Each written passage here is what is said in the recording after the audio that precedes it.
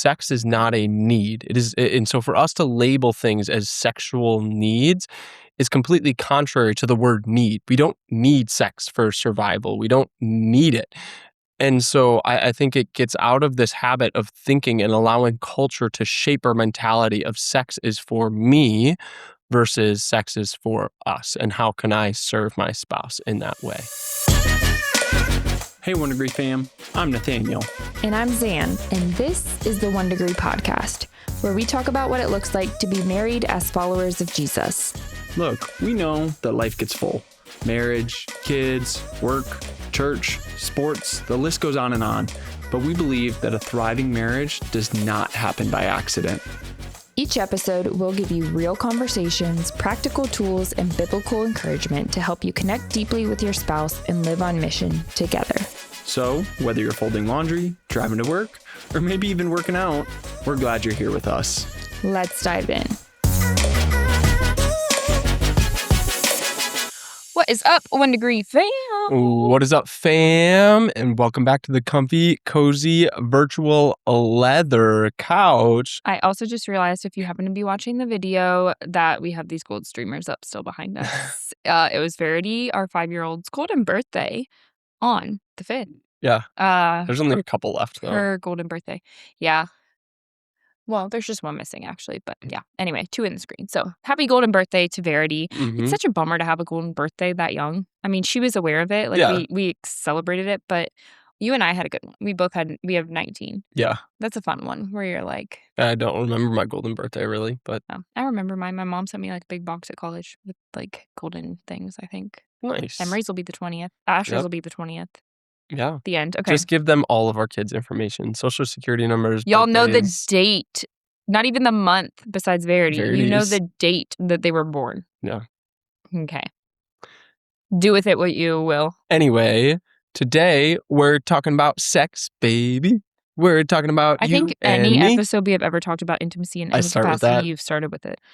getting down You and gotta dirty. get original, Sibley. Okay. Down and dirty. Well, I was going to make some sort of joke when I said, welcome to the virtual, comfy, cozy leather couch. Oh. But then I thought, I'm glad you thought better of it. Yeah. Okay. I don't know if I want to say better a bit. Just held you- my tongue. Held your tongue. Okay. So we're going to be talking about 6 things. Well, you said I wish I knew. I'm looking at his notes that he wrote down. 6 things we wish we knew about sex before Yes. getting married. Yes. And I don't know. It's going to be a fun episode. We're Is going to it? dive in. I never enjoyed these, to be honest. He's always like, we should just do a sex episode. I'm like, we could also not and just do anything else. I mean, it's not that I'm like uncomfortable about it. I'm a little bit in the sense of like, I know real life people that listen, you know? Yeah. No, for sure. I get that. I mean, it's not like we're getting into deep. Anyway, go on. Anyway, so 6 things that we wish that we knew before getting married. 6 things we wish we knew about sex before getting married, and just a little bit of a foundational understanding, just so that you were aware. Context would be a good word. Yeah, for that. context. That's the word I was looking for. We did not have sex before marriage, and so we waited until we were married, and we didn't talk about it a ton before we got married. Like, we did premarital counseling and we talked about it a little bit. No, I but don't think that we talked about it at all there. we did talk Did about we? it a little bit, but not a lot. And I remember we talked about it sometime.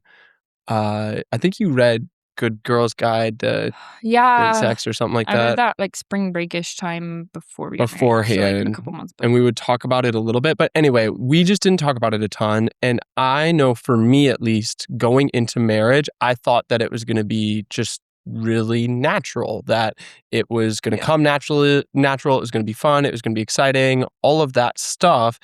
And because personally, like, kissing came naturally, so it's like we were oh, generally physically attracted to each other, and so I feel like there's this general assumption that it'll just come naturally. yeah. But if you've listened to us talk before, you know that the first 3 years of our marriage were really difficult when it came to physical intimacy. And so this episode is kind of born out of that a little bit, and it's just this idea of these are the 6 things that we wish that we knew. So, number 1, sex was created by God and intended to be good. I would say, to give a caveat, we did know this intellectually.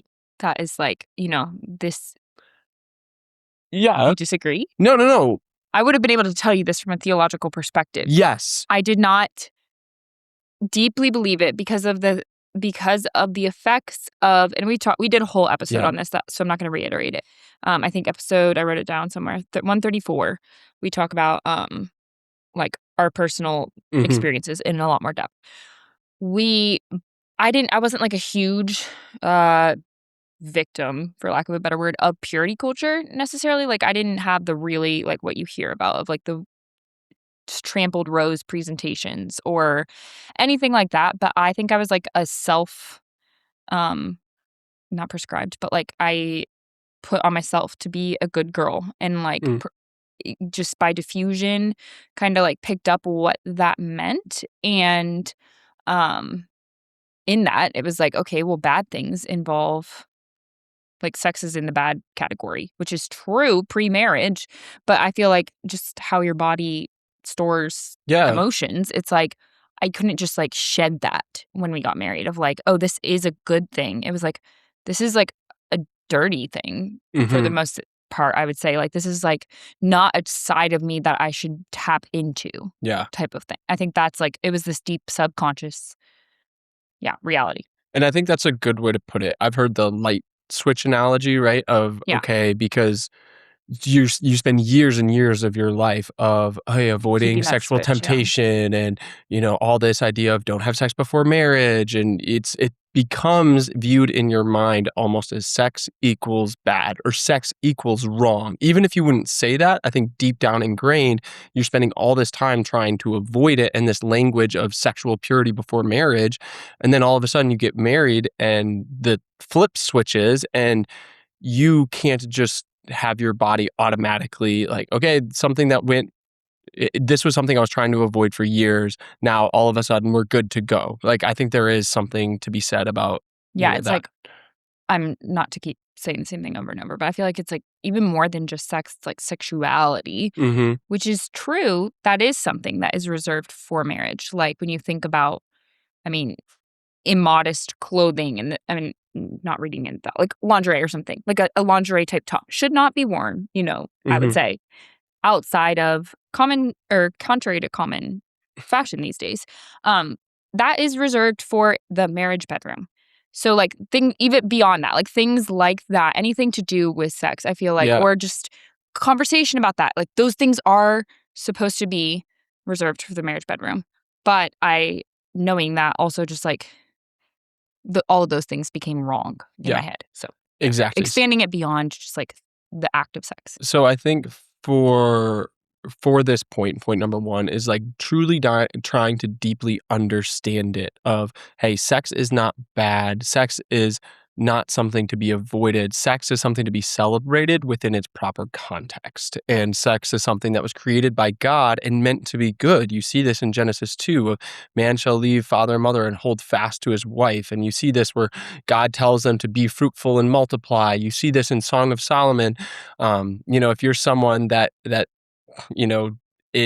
has questions about, did God intend sex to be good, pleasurable, for us to enjoy it, because there was a lot of early theologians that was saying sex is purely for procreation. It wasn't meant to be enjoyed outside of, trying to procreate.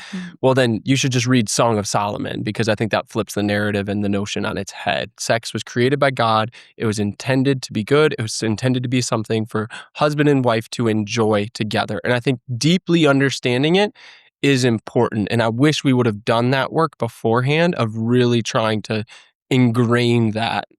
Yeah, I also feel like at the same time there is something like you don't know until you're in it, and Yeah. there's a lot of wisdom in not talking a lot about it beforehand, because where's the line of like how are we going to discuss this without stirring temptation? Like it's nuanced, and so but it would have been I think it would be really wise for new couples, if I could go back and tell ourselves, it'd be like really wise to be under very good counsel in those early Yes. years, where you're having these open discussions with people who know better, and we just did not have that at all. Yeah. And that kind of naturally leads to point number 2, is that for a lot of couples, sex will not just come naturally. We talked about, for us, the first 3 years sexually were very difficult. And this was something that was unexpected for me. I expected it to come naturally. I already said that. But for me personally, I felt very isolated in those first 3 years. And the reason behind that is because I talked to 2 people, kind of trusted confidants in my life, and I had brought up that idea of, and they were both married, this idea of like, man, sex is difficult. It feels more like a burden than a blessing. We're just really struggling. And the response I got from those 2 people individually was like, oh, basically, I don't know what you're talking about. Sex is great.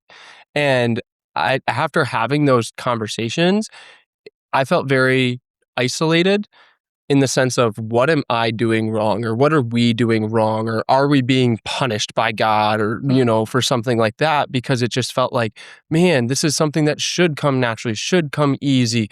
What is going on, and why is it not coming naturally? And I think that it's important to note that for a lot of couples it doesn't come easy, and you have to learn and you have to grow. I think especially so for us in our situation, neither of us had been really exposed to pornography. Yeah. And for me, I truly like, I had no clue what I was doing, sort of deal, And I think for you, with all kind of the ingrained kind of purity culture that you were just talking about, it just it was difficult to learn and to grow in that. And I say that for something as I am very thankful that I was never exposed to pornography. When I say I have no idea what I was doing, that is a good thing. And I want that for other people. That doesn't mean if you've, already fallen into that, or that you struggle with that can't be redeemed and you can't be brought out of it and you can't have, good intimacy with your wife or husband, either way. But what I will say is that is something we should aspire towards, is that we are not engaged in watching pornography. We should go into the marriage bed, into marriage, seeking to learn and to grow when it comes to sex. I even remember Forrest Frank talks about this, that his like first or second time with his wife, he did something, he did a move or whatever, and his wife was like, where did you learn that? And he said he immediately knew, like, oh, it's because I watched pornography, and that's where I got that from. And I think there is something that is so cool and joyful about being able to learn and to grow and to go from a place of I have not experienced, witnessed, seen this anywhere, and I'm going to learn and grow with my spouse together. On the flip side, I would say, even if you haven't seen pornography, though, in today's like highly sexualized culture, you do have an idea. Like, Yes. you say you had no idea what you're doing. I'm like, you knew like what you're doing. Like, Yeah. I'm saying like movies, like you've seen it. And that sometimes is That's fair. worse because, well, it is worse in every way, than having not seen anything, because you have this very romanticized, whether it's pornography or practical pornography through movies and books. You have this idea of what it's going to be like, and it does not involve the baggage of purity culture. It does not involve like what that does to your body and making you feel like tense. It doesn't involve, like, it's always obviously the most like idealized version, and highly unlikely that it's going to look like that. And so anyway, I think that's just to say, even if porn isn't a part of your story or your spouse's story, it kind of is in today's world. Like, it's everywhere. It's on TikTok. Like, even if you haven't seen full nudity, like, you have seen a lot of sexual content. No, that's very true. Okay. I'm glad you brought that up. That's it. Number 3. Yes. So number 1, sex was created by God, intended to be good, to be pleasurable. Number 2, for a lot of people, sex does not come naturally. So I hope you don't feel alone or isolated if you are in a season where sex is just difficult with your spouse. Number 3, sex is best when you focus more on your spouse and what they want rather than what you want. And we talk about this in the context of marriage. I think marriage is best when you are focused more on serving your spouse than on serving yourself. And I think that definitely applies as well to sex, where, hey, rather than focusing on what I want, and what culture would say, hey, what are my sexual quote unquote needs? How can I seek to serve my spouse when it comes to sex? Yeah. And we don't have to go into details, but that would involve like having conversations too. I feel like the only way to truly know, and we're going to talk about this a little too, but Yes. like the only way to actually really know that is to have an open conversation. I feel like that can sometimes feel uncomfortable if you Mm, are coming from a place of things being tense, or yeah, you're just navigating the complexity. But having conversations of like practically, it's like, what do you like? What do you not like? What feels good but doesn't, those kind of things. yes. So Yeah. What do you feel uncomfortable with? What do you feel comfortable with? yeah, And I think that I just go back to this idea that culture has twisted sex, where they'll even say, "Oh, this person doesn't meet my sexual needs, so then therefore get a divorce or we broke up," or whatever it may be. And it's so twisted because sex is not a need. And so for us to label things as sexual needs is completely contrary to the word need. We don't need sex for survival. We don't need it. And so I think it gets out of this habit of thinking and allowing culture to shape our mentality of sex is for me versus sex is for us. And how can I serve my spouse in that way? yeah, it's just the self-centered entitlement that Yes. we have in our society, that yeah, just permeates into every area of our life. Yeah. All right, number 4, foreplay starts way before the bedroom, as I like to call chore play. What? No, well, I was just gonna say there's multiple ways that we can flesh this out, but Yeah, one of them, you can chores. take it away. So yeah, doing chores. Like, there's nothing to me that's more attractive than like, hey, I cleaned the house. Hmm. I haven't actually ever had that happen. Just kidding. Uh, but like just in general, doing and that's for me. If you've listened, I'm very much an acts of service person. So like that is what makes me feel the most. It's not even like, oh wow, obviously I'm not thinking like that is so sexually attractive. It's just like, wow, that I think it's practical. Like that lightens my mental load, and I can tap into like being wife mode versus like homemaker mom mode so much more easily. I can transition into that so much more, or so much, yeah, more easily than if that burden wasn't lifted. And so I think that just comes practically for me. And I know that I'm not alone in that. I've Hmm. heard that a lot from like other women. So chores, yes, or playful physical touch, just keeping things light and goofy. I mean, there's just something to be said about that. Just like laughing and having oxytocin in your relationship is going, I think in general, it's like lightening burdens, lifting heaviness between you. Yes. Those are going to be things that stir desire and just generally lift the mood. Yeah, and I think too, a lot of this is centered around like for quote unquote foreplay, it's built around connection. Yeah. If you're talking about basically building into sex, it will be so much better when you feel more connected. And so when you feel like, oh man, my spouse did the dishes or knew that it would serve me to clean up the playroom or to put the kids to bed. And oh man, I just really thankful for them. You feel more connected. Or when you have those playful physical touches, you know, it lightens the mood and you feel connected. And another thing on here of having deep conversation, intentional conversation.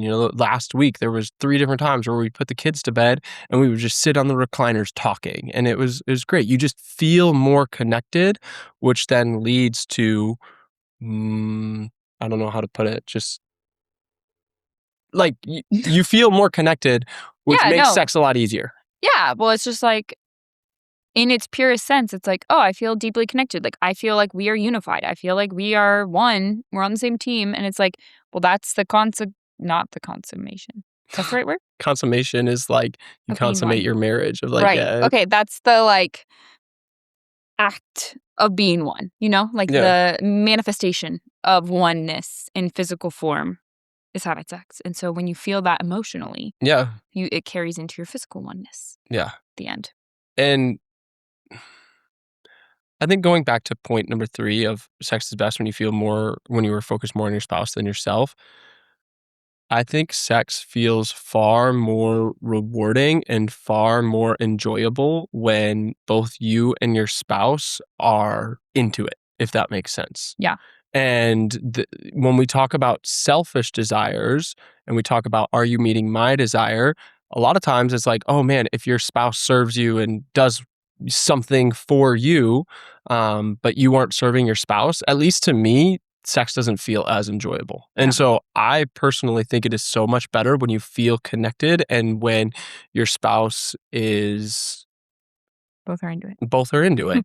But I think that this point number 4 applies for that reason of this idea of, okay, so how do you lead up to that? It's this idea of knowing that foreplay begins way before the bedroom. And it's not just a flip of a switch where, okay, we're going to bed and now boom, like we just got out of a fight 15 minutes ago, or, she was just sitting on her phone for 10 minutes, or I was just sitting on my phone for 10 minutes, whatever it may be. And so what does it look like to be intentional about using Which pre-bedtime? I will say, we didn't have this in the notes, but a practical thing that we do sometimes to, if we're like laying there and it's like to feel a little more connected, is say something sweet. I'm trying to remember. Sweet, romantic, and sexy. Yes. And so it's like something sweet you could say to your friend, Yep. It doesn't have to be. And then something romantic, it's like exclusively probably because we are in relationship and married to each other. And then sexy, I always struggle with Spice it this. up. I'm like not good at something like this. I'm good at spicing. Well, I shouldn't say I'm good at spicing it up. I will go a lot more spicy than Zan I'll be will. like, I think your butt looks muscular. Yeah, like literally, I think that's what you used recently. Just like, oh yeah, not you gonna- looked attractive in those pants. It was like really spicy there, Zan. and that I'm still growing nearly a decade in. No, it's great. Anyway, so that's something though that we will use kind of like as Yeah. a transition, or sometimes I will say that's something that you started. That I come up with all our best ideas. yeah, there you go. Yeah. It's something that you started that I think really does kind of foster connection before intimacy. Like intentionally And versus like yes. just our weekly marriage meeting type of connection. Which also is Exactly. valuable. Yes. Which actually unintentionally is a good transition to To number number 5. 5. Yes, is that sex should be a regular part of the marriage discussion. Zane alluded to this when we were talking about point 3, but a lot of times, at least I would say for most of us, if you are younger, you most likely grew up in a house where sex wasn't an often talked about subject. You probably didn't have too many open conversations with your parents. We're not arguing for it to be a family discussion. No, but I'm saying is that like your parents probably didn't have too many intentional conversations about sex with you. And I think with you. yes. Okay. Like, we view it as the talk where maybe you had one single talk and that was it. And then you're figuring out the rest. And it probably wasn't modeled of what it looks like to have a healthy conversation about sex, or it wasn't taught to you of, hey, this is how you should go about it from your parents. Most likely, maybe you grew up in a household where that was done really well, but I would say for both of us, that wasn't done very well. Yeah, more our generation. It was a lot of like, you'll learn some way. Yes. Yeah. And so I think for you and your spouse, you need to have just open, honest, transparent conversations of. I just want to clarify, those are two different things. Yeah, You're talking about that, but that's not what we're talking about. We're talking about between you and your spouse, about you and your spouse. Yes. We're taking the kid part out of the picture. Yes, take the kid part out of the picture. What I am saying is that most of us probably do not know what it looks like to have a healthy conversation with your spouse about sex, because that, most likely it wasn't Understandably, modeled. it wasn't modeled because you shouldn't be a part of that with your parents. But like, but then it probably also wasn't taught. Most of us probably weren't sat down by our parents and saying like, hey, here is how you talk about sex with your spouse. Yeah. Once you're married. Which I think wouldn't necessarily be a parental role. I think or that would be like a premarital, whatever. Yeah. Yes. Regardless, I just wanted to clarify that is a different clarification. thing. But we are saying that in marriage, Just picturing your parents talking about sex as a kid sitting there. I was like, I think things are getting a little blurry here. That's good clarification. You should be talking about those things openly. And that is something that we talk about. Again, we always come back to the weekly marriage meeting because it is integral to everything we do. But that is one of the questions that we ask on a weekly basis. How is how is intimacy both emotional and physical? Yes. And so from my perspective, those usually go hand in hand. If we feel emotionally close, we're generally going to be more physically close. And if I just can't imagine, sometimes we could be emotionally close, but not physically close for whatever reason. But I can't imagine we would be like, oh, physical intimacy is good, but emotional intimacy is pretty distant. That just usually is not the case. Yep. But yeah, this is a good time also to have discussions around like, okay, what could be better? Like just expectations and bringing things into the open. And I know you've talked about, especially if you're somebody, maybe you're like either the higher drive or for whatever reason, you have some bones to pick. Not really, that's not what I mean. But you have talking points that you would want to bring up, but you don't want to add pressure. You don't want to make things uncomfortable. Or if that is the situation in your marriage, having that as a standing point in your weekly marriage meeting, you're only going to go 7 days without having a chance to have that conversation. Yes. And so it creates that space in an expected time to have, you're both in this mentality of we're having a conversation right now. That's for every topic that we discussed during the meeting. But it's like you're both in the mindset of we are generally focused. I mean, of course, sometimes those happen with like more distracted surroundings, but generally we're focused and we're here to have this connecting conversation. And so, yes, have that conversation. At this point. No, Anything else you would add? I would just say it's really important to know where each of you are with, hey, what are your desires? What is something you're uncomfortable with? If your spouse wants to do something but you feel uncomfortable with it, you shouldn't necessarily feel pressured into doing that. Like having those open and honest, transparent conversations are so important when it comes to sex. And I think oftentimes it is very much lacking in a marriage relationship. And so you might be wondering, okay, how do I even start this conversation? Number one, I would say have a weekly marriage meeting and have it as one of your questions. Like I said, like Zan was saying, we have that in our weekly marriage meeting of where is our emotional connection? Where is our, how is intimacy, both emotional and physical? And so that's a really good time to be able to have that conversation. Maybe you don't have a weekly marriage meeting, or maybe that's not one of the questions that you ask. And so, hey, here's something that I want to bring up. It's, I feel I'd like plus connection. And so this works again, even if you are the quote unquote higher drive person or lower drive person. Hey, if you're the higher drive person and hey, I feel alone in the fact that I often express a desire for sex and I feel rejected very much often. Is there any way that we could, or like I feel rejected most of the time. Is there any way we could try to come up with a plan for, whether it be schedule sex, whether it be, cultivating an environment where you feel more comfortable having sex, all of those kind of things. Could we come up with a plan together? I feel I'd like connection. Or again, if you're the lower drive and you feel pressured into things that you don't feel comfortable of, hey, I feel really pressured when you talk about doing X, Y, or Z. I just really don't feel comfortable with that. I'd love to talk about kind of where our boundaries are and what we would want sex to be while both of us still feel comfortable, And so just feel that I feel I'd like plus connection piece there. All right. Point 6. Number 6. I would say that growing together sexually is a beautiful and fun thing. And I wish that we knew this before marriage. So coming back to this idea of these are things that I wish that I knew before we got married, that we wish that we knew before we got married. But when we were in that place for those 3 years, it truly felt like sex was more of a burden than a gift. It just felt really difficult. It felt like we were doing something wrong. It felt like we were being punished, everything that I said earlier. And I wish I would have viewed it as, oh man, no, this is an opportunity for us to just grow together, to Growth learn mindset. together. Yeah. No, but in all seriousness, Scarcity mindset. instead of, having this expectation that we need to be to a certain level or place, I wish I would have had that mentality of, hey, this is awesome because we can start from the ground up and we can just learn and grow together and it can become a beautiful, fun thing. Yeah. Or not even, it sounds like slightly toxic positivity to be like, this is awesome that sucks because we got a long way to, like. I'm not saying that it's awesome that it sucks. I'm saying flipping that mindset from like, oh man, this really sucks and it's a pit and I don't know how we're ever going to get out of here, to being, okay, sex isn't the best right now, but this is an opportunity for us to learn and grow together. And this is my spouse that I'm going to be with for the rest of my life. Like this is something special that I will only ever do with my spouse. So how cool is it that we get to learn and to grow together and go from a place where it's not good to where it's something that we both enjoy doing together. A journey. And so I want to encourage those of you that are out there that may be in that season or in that rut of, man, sex just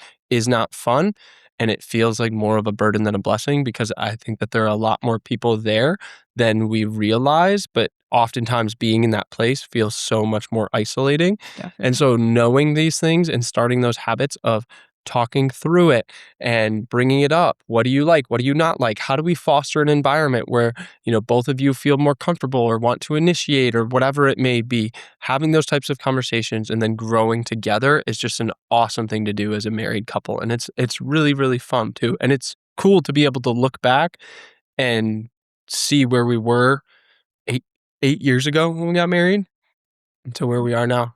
True. Yeah. 1 degree shift. Anything you would add? Is there anything you would add? Any questions you would ask? Not that I can think of right now. I'm sure there would be if I thought about it more. If you guys have questions specifically or things that you would add, let us know. Comment it if you're on Spotify. DM us, email us, whatever. We won't share your name.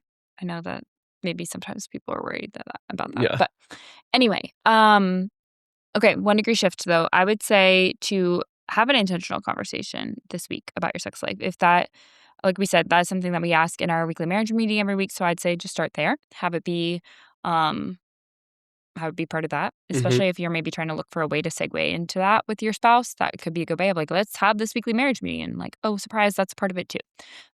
I'm kidding. I'm not really saying bait and switch, but that is a good, natural, organic way for that to come up. So, and I would say even beyond that, again, going back to this would apply for both the higher drive person and the lower drive person.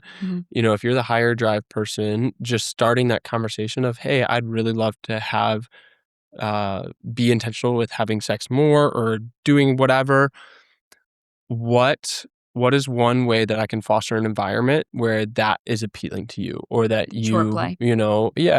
but just having that, initiating that conversation. Like what makes you more in the And then even if you are like the lower drive person and you recognize that and you say, hey, I know that you want to have more sex or that you have our desires to try this, or this.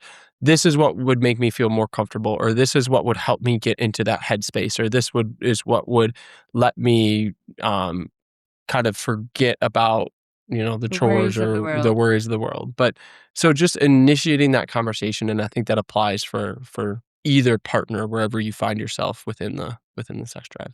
I'm gonna be so pleased if I don't have to hear or say the word sex for another 56 hours, 48 hours. 48 hours. That's 3 days. 72 hours. That makes sense. Yes. Okay. Cool. All right. Have a great week. See you next time. Love you, 1 Degree fam. Bye. Thanks for tuning in for this episode of the 1 Degree Podcast. Make sure to subscribe so you never miss an episode. And we'd be so appreciative if you take just a few seconds to leave a rating and a quick review. We love to hear your feedback, and those ratings really do help make it easier for others to find this podcast. And if you want to continue this chat or share your takeaways, we'd love to hear from you. Head on over to our Instagram at the 1 Degree Podcast and leave a comment or send us a DM. We can't wait to hear from you. Catch you next week, 1 Degree fam.